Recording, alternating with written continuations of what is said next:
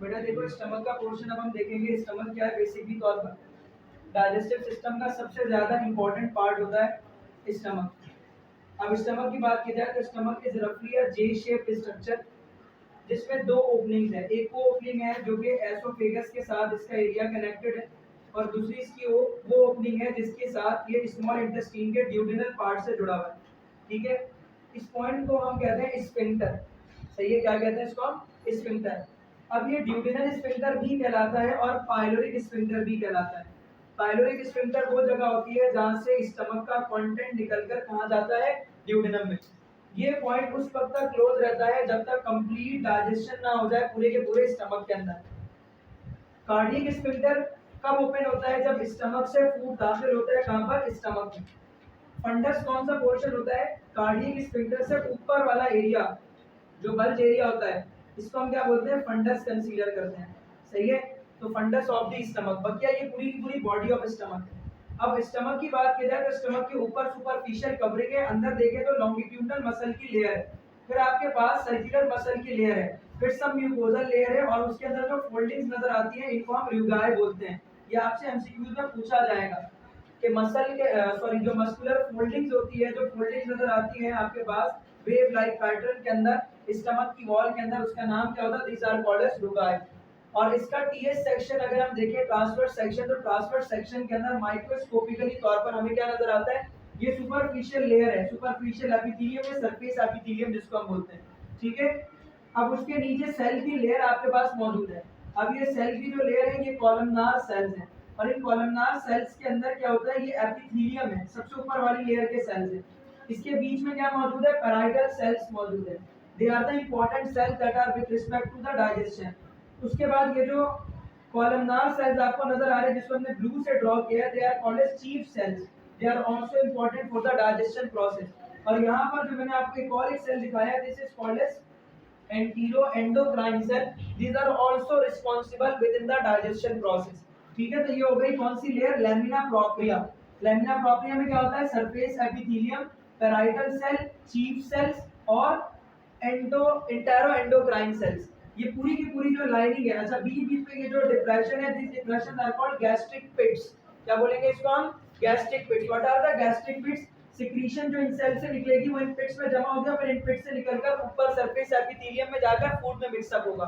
This is an important part that is called gastric pit. Gastric pit वगैरह ये जो पूरी लंबी सी आपके पास लाइनिंग हमने बनाई है और ये जो पूरा एरिया है this is called as lamina propria. Lamina propria के नीचे आ जाओ तो ये जो लेयर मैंने बनाई है this is called as muscularis mucosa.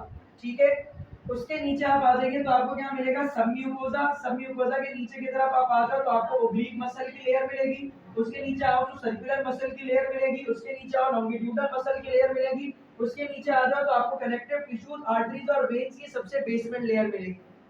तो this is the overall cut section of the stomach wall. हमने स्टमक के किसी भी एक सेक्शन को कट किया तो बाहर से लेके अंदर तक पूरे का पूरा हमें जो पोर्शन नजर आएगा वो ये लाइन से आपके पास मौजूद है। मेम्ब्रेन थोड़ी है, मेम्ब्रेन तो सिर्फ ऊपर वाले हिस्से को हम बोलेंगे।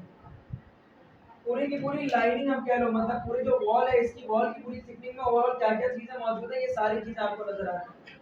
जहां पर भी आर्टरीज और वेन्स मौजूद है उसके साथ में कनेक्टिव टिश्यू की लेयर आपके पास मौजूद होगी और आर्टरीज और वेन्स ऊपर की किसी भी लेयर में मौजूद नहीं है सिवाय किस लेयर के? बिल्कुल लास्ट लेयर के अंदर मौजूद है।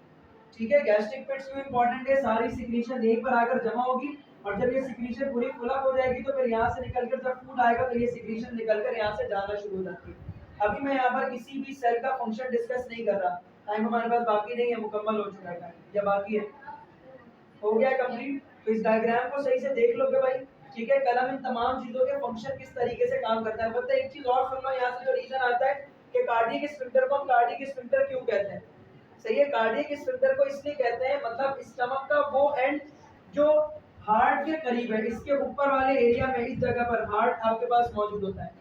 तो ये वो पॉइंट है, ये वो ओपनिंग है स्टमक की जो कि हार्ट के नजदीक है, इसीलिए इसको हम क्या बोलते हैं? कार्डियक स्फिंक्टर कहते हैं। क्या कहते हैं? Cardiac sphincter. और दूसरा कौन सा स्फिंक्टर है? Pyloric sphincter. इनकी ओपनिंग और क्लोजिंग का आपको पता होना चाहिए। मैंने बताया जब एसोफेगस से फूड आएगा स्टमक में तो कौन ओपन होगा? एसोफिजियल स्फिंक्टर भी कहते हैं इसको। किसको बोलेंगे एसोफिजियल स्फिंक्टर? कार्डियक स्फिंक्टर को, क्योंकि यहाँ पर एसोफेगस ओपन हो रहा है किसके अंदर? स्टमक में।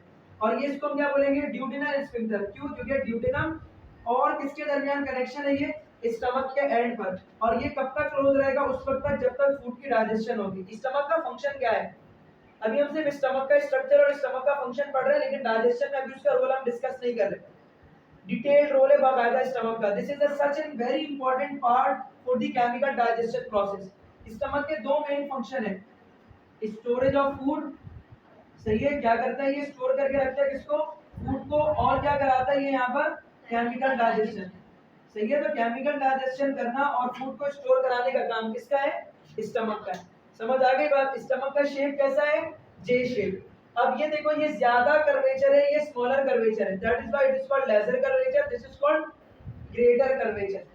लेसर कर्वेचर किस तरफ होता है, इसकी दूसरी साइड पर आपके पास मौजूद होता है लीवर। क्या मौजूद होता है, लीवर।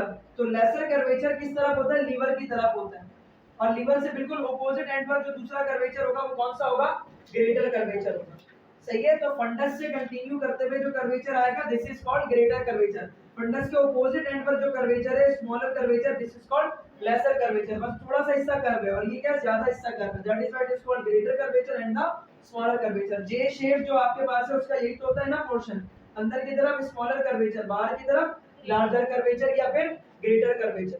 समझ आ गई बात। तो इसके स्ट्रक्चर को सही से देख लो कि भाई इसके फंक्शन का डाइजेशन में क्या रोल है, ये हम फिर नेक्स्ट क्लास में डिस्कस करेंगे।